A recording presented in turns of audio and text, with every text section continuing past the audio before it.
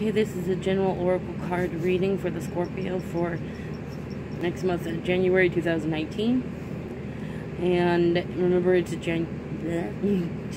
general reading, so it's not going to fit everybody, but it might fit some, it might fit most. Just mostly take it,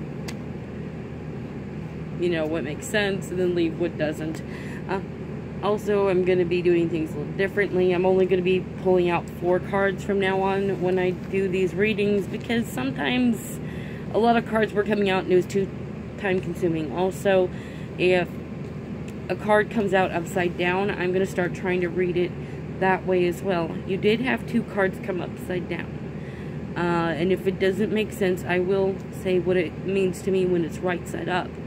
You know, just in case upside down doesn't make sense to you, so I'll read them right side up as well. The first card is the Diamond Dreamer, Material Wealth, True Prosperity. And if I'm talking a little fast, it's because I only have a certain amount of time on my phone, so I'm going to have to try to be really quick about this. Okay, that to me just means something's about to materialize, or is materializing in your life. And it doesn't have to be something like actually material. It could be, you know, something spiritual or mental, emotional. I know most people would like it to be something of material wealth, like money and such.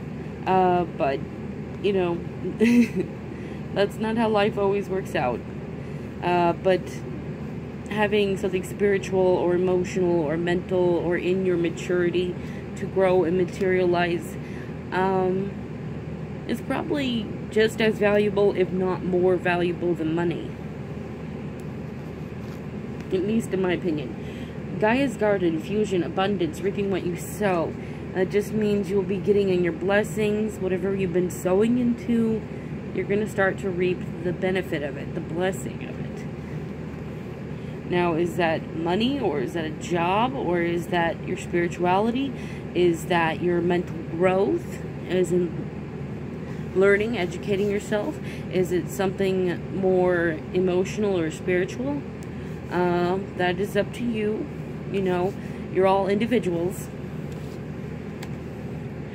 The third card was the Dragon's Duel, Inner Conflict, Morality, Conscious Choice, and it came upside down.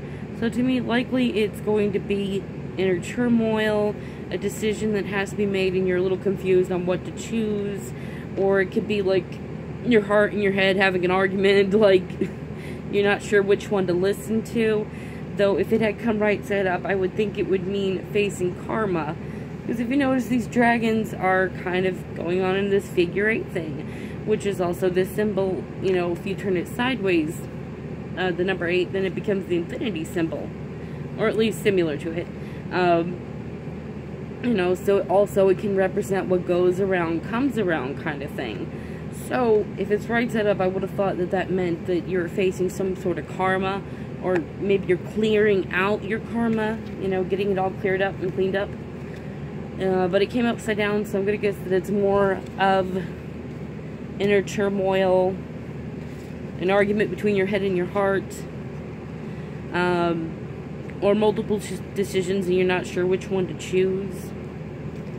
You know, things that can cause inner turmoil. And sometimes, you know, it's not a choice or something you can make. It just might be something that's causing you inner turmoil. And, you know, it's something that, you know, it's out of your control. It's out of your hands. You can't do nothing about it other than kind of just face it and go through it and try to learn and grow through it. The last card was the Spirit Whisperer, Divine Guidance, Higher Knowing. But it came upside down, so I'm going to take a guess that means you're not listening to your intuition. Your intuition, your angels, or the divine are speaking to you. Or if you believe in your higher self, or whatever else that you believe in, you know, just replace the word divine with whatever it is that you do believe in.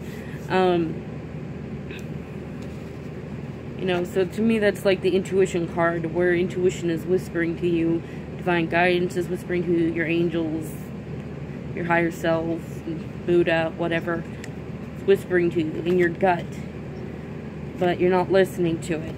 That does not mean you don't have a sense of intuition, that you're not feeling it. It just means you're not listening to it. Maybe you have a gut feeling.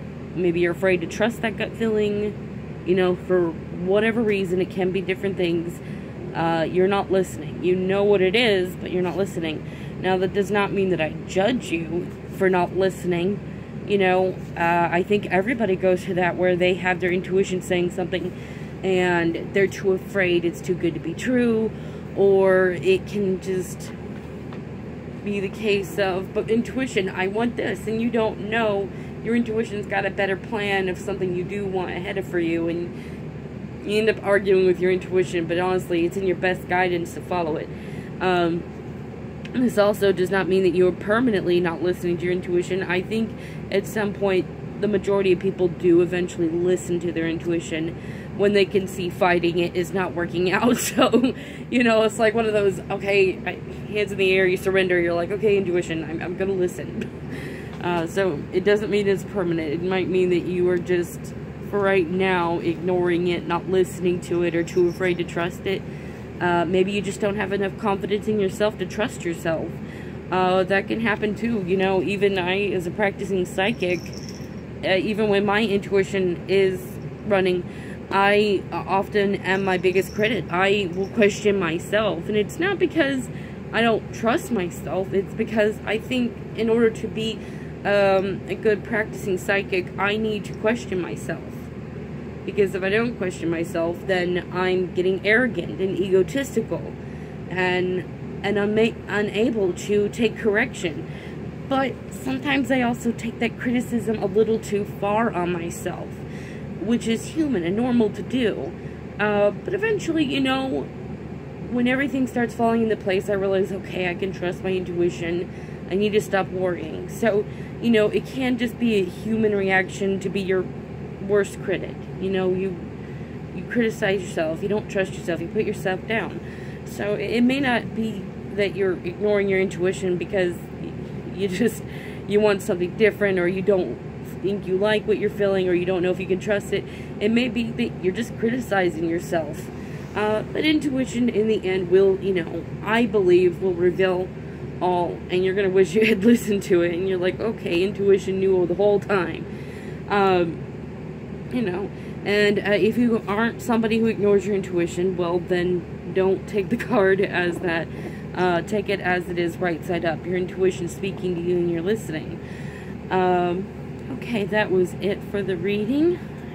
I got a kitty that's visiting in my room right now. This is Minnie. Sometimes she comes in the room, she slips under the door because she's tiny. And she will come and visit Babushka. Like little buddies sometimes.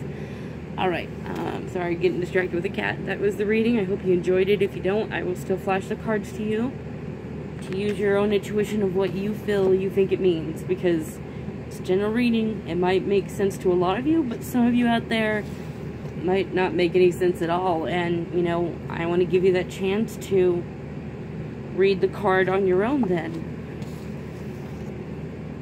And I do flip the card right side up too, just in case upside down is not making any sense. Okay. Well, Scorpios, you have a good morning, a good afternoon, or a good evening whenever you're watching this. Goodbye now.